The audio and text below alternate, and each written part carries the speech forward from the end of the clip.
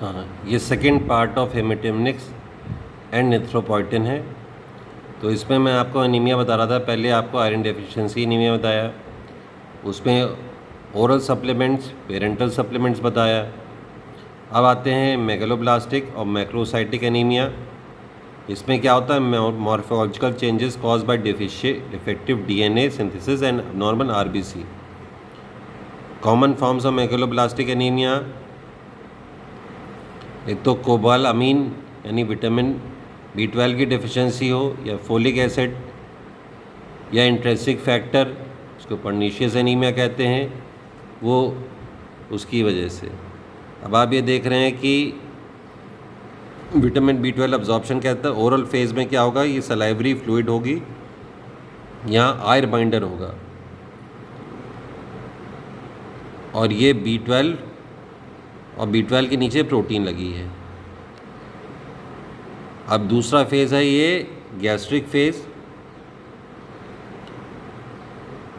जो कि ये आपका जो प्रोटीन था पहले आपने देखा, ये से हट जाएगा और R और B12 कॉम्प्लेक्स यहाँ फॉर्म हो जाएगा। ये रिलीज़ होगा आपके गैस्ट्रिक पैराइटल सेल से, पेप्सिन से ये आपका रिलीज़ हो जाएगा, और आपका वहाँ पर इंट्रिंसिक फैक्टर रिलीज़ होगा। और ये इंट्रिंसिक फैक्टर आप ये देखिएगा बाद में चल के जो आर बाइंडर है ये रिलीज़ हो जाएगा, और ये पार्ट ऑफ ड्यूडिनम यहाँ पर intrinsic factor B12 complex form हो जाएगा इलियम में। ये देखिए,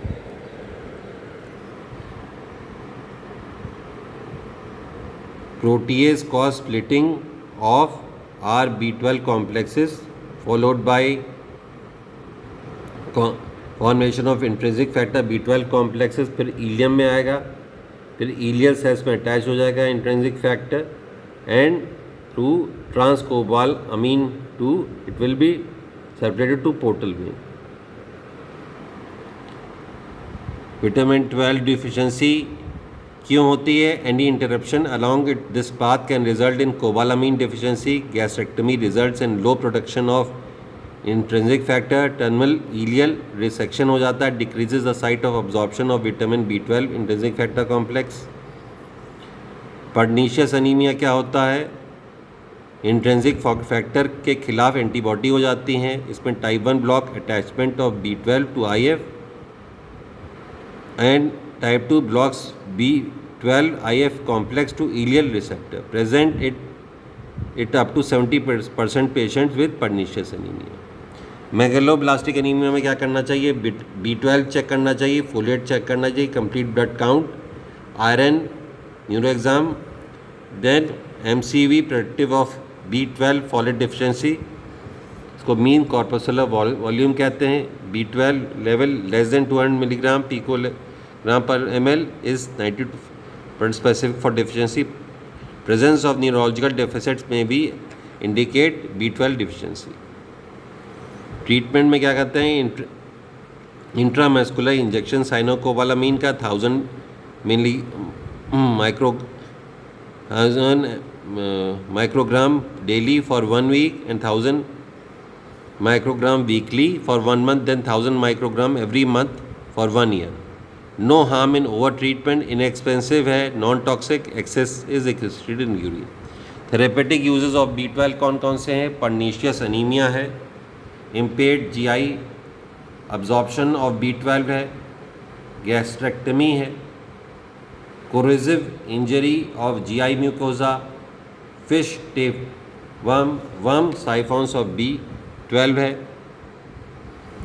फॉलिक एसिड कहाँ कहाँ से मिलता है? ईस्ट से, एग योक से, लिवर से, इन्वेजिटेरियंस लीफी वेजिटेबल से। Daily requirement 100 to 200 microgram folic acid absorbed in small intestine. It is converted to tetrahydrofoliate from dihydrofoliate. इसको विज डिजीज़ कहते हैं।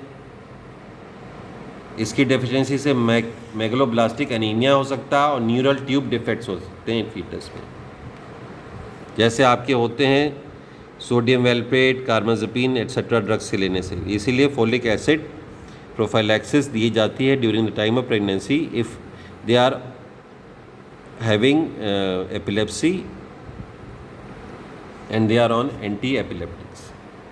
फोलिक एसिड डेफिशिएंसी कहाँ कहाँ होती है? पुअर न्यूट्रिशन में, lack of vegetable, yeast, nuts, malabsorption syndrome में, drugs that impede absorption and use of folic acid, alcohol abuse and anorexia में, हेमोडायलिसिस में, pregnancy and increase requirements and malnutrition में, megaloblastic और macrocytic anaemia, folic acid deficiency clinical similar to cobalamin deficiency except the absence of neurological problem. This lack of neurological involvement differentiate folic acid from vitamin 2.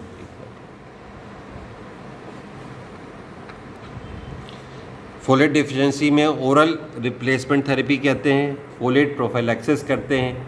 Folate prophylaxis में क्या करेंगे? Women planning pregnancy advise to take 400 microgram folic acid daily before conception and 12 weeks until 12 weeks of pregnancy to prevent neural tube defects. And prophylactic folate is also recommended in other states of increased demand such as long-term hemodialysis, chronic hemolytic disorders. Treatment में क्या होगा? Anemia caused by dietary deficiency can be treated by 1 to 5 milligram of folic acid for 3-month period. इसमें खाते हैं orange, egg, cabbage, citrus fruits. Usually folic acid is given with vitamin for treating megaloblastic anemia. अगर अकेले देंगे folic तो क्या करेगा? Folate will draw vitamin B12 away from neurological symptoms for RBC protection and can exacerbate combined system degeneration. Therapeutic uses कहाँ कहाँ है? Megaloblastic anaemia को ट्रीट करने में है, टू विल एलिवेट एनीमिया जो कि होती है डाई हाइड्रोफोलेट रिडक्टेज इनहिबिटर्स को खाने से। किससे किसके? मिथोट्रिक्सेट जो कैंसर कीमोथेरेपी में है, pyrimethamine anti malarial, administration of citrovorum factor, फिर injection of drugs that interfere with intestinal absorption. Example आपका बता चुका हूँ मैं, फेनेटोइन है, progesterone, oestrogen, oral contraceptives, malabsorption में स्प्रू है, सीलिएक डिजीज़ है, पार्शियल गैस्ट्रेक्टमी है, रिमेटॉइड आर्थराइटिस है,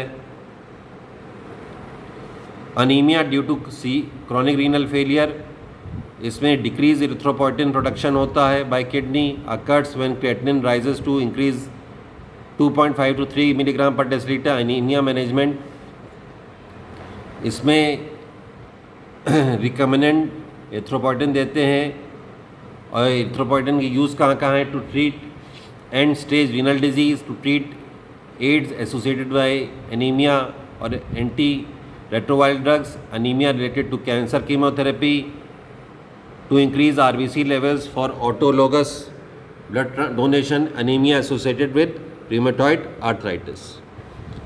ये आपका फार्माकोकाइनेटिक्स है। आयरन प्रिपरेशंस का जैसे फेरस सल्फेट है, ये ओरल देते हैं, इसका T-half 6 hours, T-max इसकी बायोअवेलेबिलिटी इस mean C-max is 203, T-half values do not represent clearance of iron, then bound to transfer in endogenous systems for storage and transport, elimination with cell loss in feces, perspiration, breast milk and blood loss. Then coming to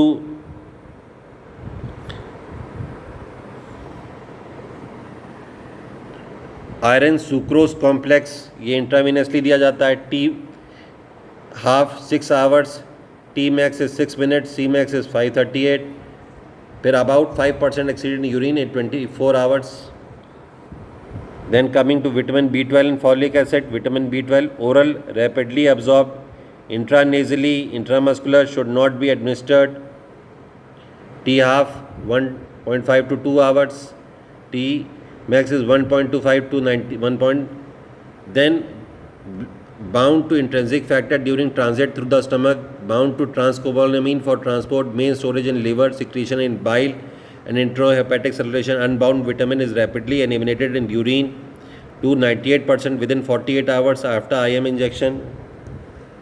Then coming to folic acid, orally rapidly absorbed, T half 24 hours. Then intracellular demethylation of methyl tetrahydrofoliate to tetrahydrofoliate requires vitamin B12. Tetrahydrofolic acid is the active metabolite. Methyl tetrahydrofolic acid is the form for the transport and storage excreted mainly the urine, breast milk. Then coming to erythropoietin alpha intravenously, subcutaneously. Then metabolism is unknown. Some degradation occurs. Majority of the excretion is found in feces with 10% unchanged in urine. It is not cleared by dialysis.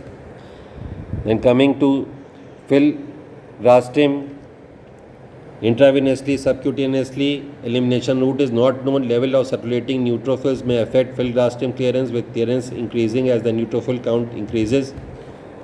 Then coming to oprevecin subcutaneously excreted through the kidney.